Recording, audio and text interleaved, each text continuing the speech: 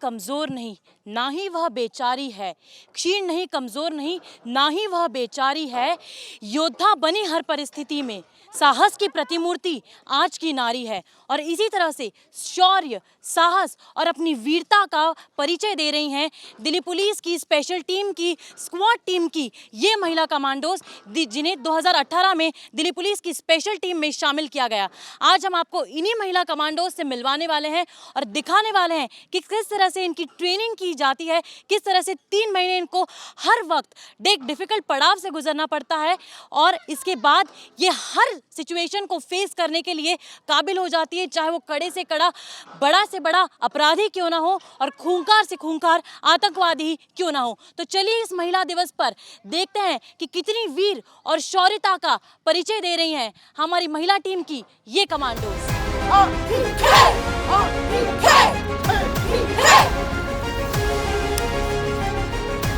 देखिए, ये जो स्वॉट कमांडोज की महिलाएं होती हैं, ये इसी तरह से रोज़ ये प्रैक्टिस करती हैं। इनका स्ट्रेंथ परखा जाता है, इनकी 3 महीने की इस तरह से ट्रेनिंग दी जाती है इन्हें, जिसमें इनकी स्ट्रेंथ बढ़ाई जाती है, इनका एंड्योरेंस पावर देखा जाता है। और जब भी इस तरह से डेली इस तरह की ट्रेनिंग करती है, तभी जाकर फील्ड पर दुश्मनों से लोहा ले पाती हैं। और आज हम आपको खुद ये करके इसलिए दिखा रहे हैं ताकि हम खुद भी ये समझ पाए कि ट्रेनिंग कितनी कठिन होती है। इस तरह से तार के नीचे टनल में रहना, जहाँ पर नीचे कंकड़ है, कांटे हैं, मिट्टी है और ऊपर तार है, आपका ज़रा सा भी बैलेंस यदि बिगड़ जाता है तो आपकी जान पर भी बना सकती है।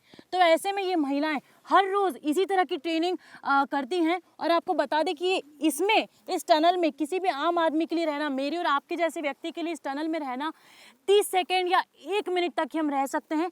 ऐसे में ये महिलाएं घंटों तक, मिनटों तक इसी तरह इस टनल में रहती हैं और रोज़ अपनी प्रैक्टिस करती हैं। तो सोचिए कितनी कठिन होती है इनकी प्रैक्टिस, कितनी कठिन होती है।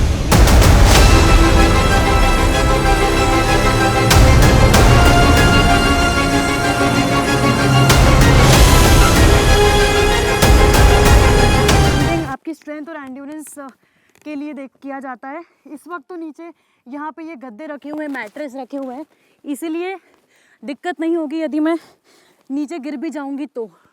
लेकिन यहाँ पे पल इनके लिए बहुत डेंजरस होता है, क्योंकि इस पे बने रहना बहुत डिफ़िकल्ट है। सबसे इम्पॉर्टेंट है कि आप इसके ऊपर चढ़ें और अपनी जो बॉडी है वो इसी रोप के पास रखें, नहीं तो आप इसी तरह से नीचे गिर जाएंगे। स्टेप बाय स्टेप इनकी स्पीड भी मायने रखती है कि इनकी स्पीड सबसे तेज़ होनी चाहिए, तभी ये टॉप मोस्ट दीवार पर पहुंच पाएंगे। इस दीवार की यदि मैं लेंथ की बात करूं, इस वॉल की, तो इसकी लेंथ 55 फीट है। तो सोचिए कितना मुश्किल होता है। 2 या 3 फीट में हमारी इस तरह की हालत हो जाती है।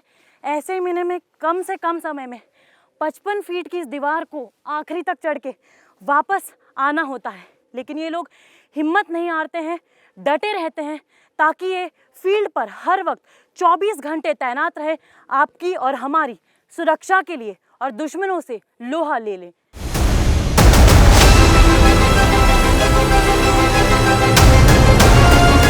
तो देखिए, ये एक्सरसाइज जो हम इस वक्त परफॉर्म कर रहे थे, इस एक्सरसाइज को स्लेदरिंग कहते हैं। 55 फीट की ऊंचाई से इसी तरह जब हेलीकॉप्टर नहीं होता है और जब आपको इमरजेंसी लैंडिंग करनी रहती है, तब इसी तरह से ये रोप ऊपर बांधी जाती है और आप लैंडिंग करते हैं। अभी तो हमारे पास सेफ्टी इक्विपमेंट्स थे, हमारे पास ये पूरी फोर्स थी जो तैनात थी मेरी सेफ्टी के लिए। लेकिन उस वक्त जब ये फील्ड पर होते हैं, सोचिए इनके मन मस्तिष्क में क्या चलता होगा। एक तरफ इन्हें रेस्क्यू ऑपरेशन कैरी करना है, एक तरफ इन्हें अपनी सेफ्टी का भी ध्यान रखना है, और एक तरफ इन्हें ये 55 फीट या फिर उससे ज़्यादा, हो सकता है ये 60 फीट हो, 70 फीट हो, जितनी भी ऊंचाई है, उस ऊंचाई को बिना ध्यान में रखते हुए सीधे नीचे छलांग मारनी है, क्योंकि इनके लिए अगली चुनौती इनका इंतजार कर रही है। SWAT यानी कि स्पेशल वेपन एंड टैक्टिक्स की जो ये विमेन कमांडोज हैं, उनको शामिल किया गया है। और उनको ट्रेनिंग देने के लिए ये सभी इंस्ट्रक्टर्स हैं जो इनको दिन रात ट्रेनिंग देती है, और 3 महीने की कठिन ट्रेनिंग देने के बाद इनको फील्ड पर जाने के लिए, उतरने के लिए तैयार करती हैं।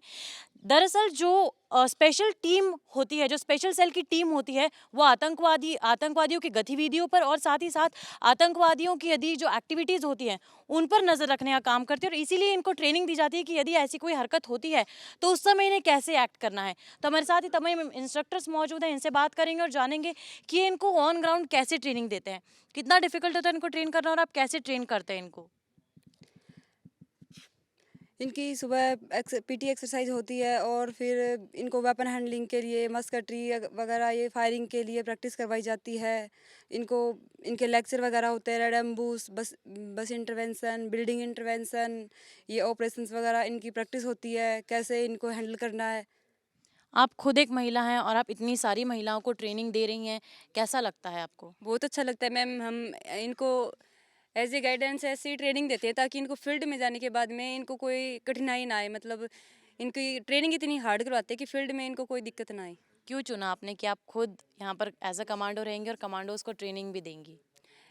मैम अच्छा लगता है, जैसे बॉयज़ के साथ में भी हमारी ट्रेनिंग वगैरह चलती रहती है तो काफ़ी कॉन्फिडेंस आता है मैम इस चीज़ से। आपकी सबसे बड़ी स्ट्रेंथ क्या है यदि हम बात करें तो? आप लोगों की सबसे बड़ी ताकत क्या है? मैम जैसे सीनियर स्टाफ वगैरह सब सपोर्ट करते हैं, जैसे हम फिजिकली खुद भी फिट रहते हैं और हम जिनको ट्रेनिंग देते हैं उनके साथ भी मतलब अच्छा कम्बिनेशन होता है मैम। कभी आपको डर नहीं लगता कि आपको पुरुषों के साथ कंपेयर किया जाएगा या फिर लोग कहते हैं कि महिलाओं से ये चीज़ नहीं हो पाएगी, लेकिन अब आप फ्रंट फुट पे आकर वो सारी चीज़ें कर रहे हैं जो मेल भी करते हैं, तो कैसा लगता है? इस चीज़ को कैसे देखते हैं आप? जब हमें डर लगेगा तो हम कंधे से कंधा मिलाकर कैसे चलेंगे लड़कों से। जब हम यहाँ पे अपना आउटफिट अच्छा देते हैं, हम ट्रेनिंग करते हैं खुद भी इनके साथ, तो हमें इस चीज़ के लिए हमें भी अच्छा लगता है। क्या संदेश आप देना चाहेंगे तमाम देश की महिलाओं के लिए अपनी तरफ से आज, क्योंकि आप एक खुद इंस्ट्रक्टर है, तो ऐसे में क्या कहना चाहेंगी? मैं सिर्फ इतना कहना चाहूँगी कि इंसान को अपने दायरे से ऊपर उठ के चलना चाहिए। उनको ये पता होना चाहिए कि हम इस लेवल तक जा सकते हैं और हमें ये भी पता होना चाहिए कि हम आगे बढ़ के क्या कर सकते हैं, क्या नहीं कर सकते हैं।